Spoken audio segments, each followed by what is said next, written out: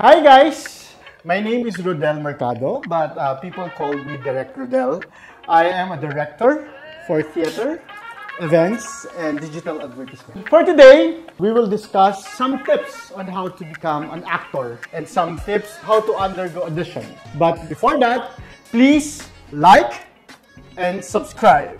And please do not forget the notification button para naman sa ganon ay maging updated kayo sa lahat ng mga videos na i-upload namin. Now, let's go to our topic. Paano nga ba maging isang artista? So, i-define natin ito dahil napakaraming gustong maging artista. Pero, iilan lang ang gustong maging magaling na artista. Actually, sa mga Facebook group, sa mga group chat, napakadaming group chats about casting calls, about projects. Pero lahat, pag nag-post ka doon sa mga FB groups, napakadaming mga magko-comments, napakadaming magbibigay ng suggestions, o napakadaming magbibigay ng kanilang feedback or ng application sila to become an actor. It's very important also na alamin natin kung paano nga ba at paano ba talaga mag-undergo ng audition o VTR. Meron mga tinatawag na mga VTRs or audition for TV commercial, for theater, and for teleserye. Alam nyo ba na maraming mga artista na mga nasa mainstream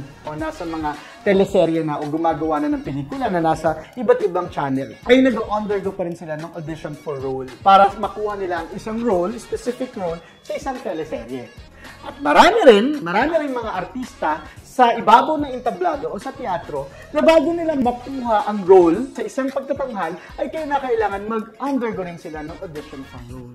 At gayon din, maraming mga TV commercial model / actor ang nag-undergo o dumadaan sa tinatawag nating audition, final casting, or VTR.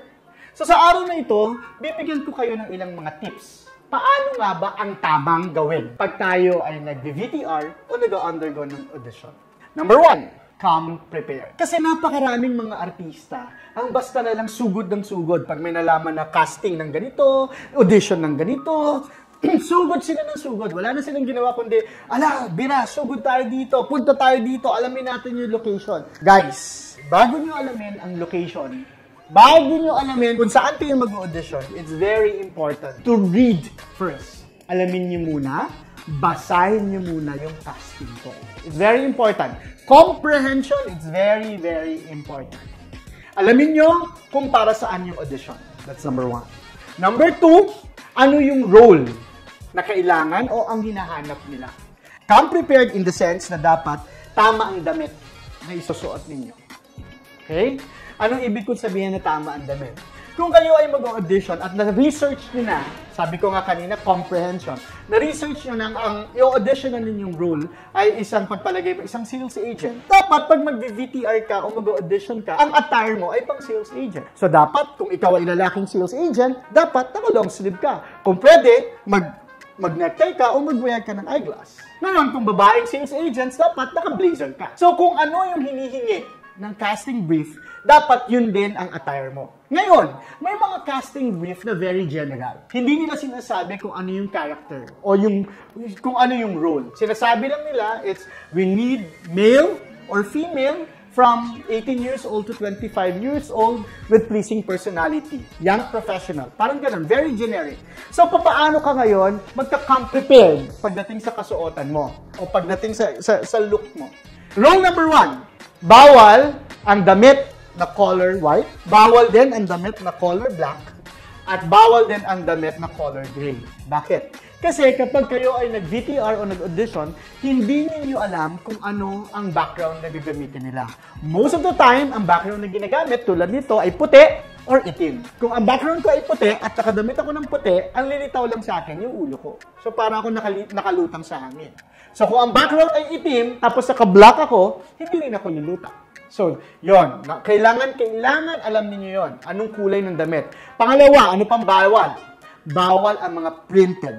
Bawal ang prints. Hindi ka pwede magsuot ng damit na may malaking buhaya at nakalagay Lacoste o isang swoosh ng Nike. Not unless kung ang a-applyan mong TV commercial o ang a-applyan mong produkto ay endorser ng Nike. Pero kung hindi, kinakailangan plain lang. Bakit kailangan plain colored top. Para nang sa ganon, aangat yung aura ng mag-audition. So number 2, check the character. Sinabi ko kanina, come prepared, check the character. So you have comprehension, it's a must. So maraming mga characters sa mga casting calls na nababasa ninyo. May young professional, may mother, may character actor, di ba? May sales agent, may delivery boy. So kailangan alamin ninyo kung ano yung character na a-applyan ninyo. And do some research about it.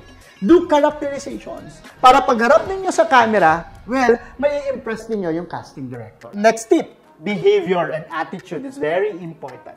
Ano ibig sabihin ng behavior? Okay. Pag tayo ay nakapila na sa mga audition, you sit down. Sit down, quietly, and wait for your turn. Kapag may binigay sa inyong script, aralin ninyo.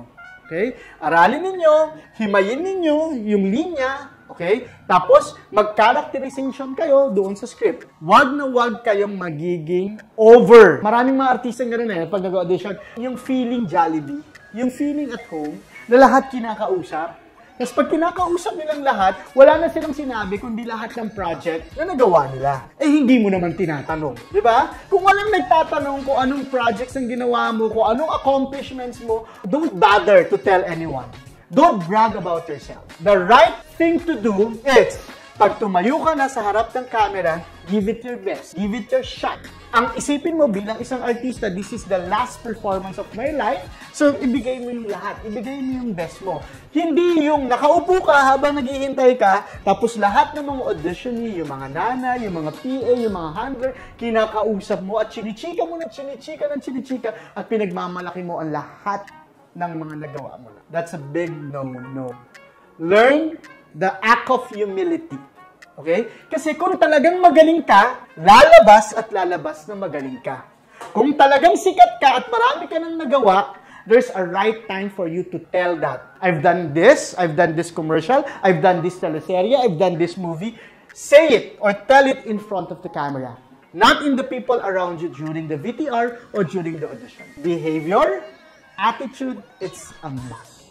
And that's it for today, and I hope you learned something from it. Thank you very much, and again, please like and subscribe our video. Thank you.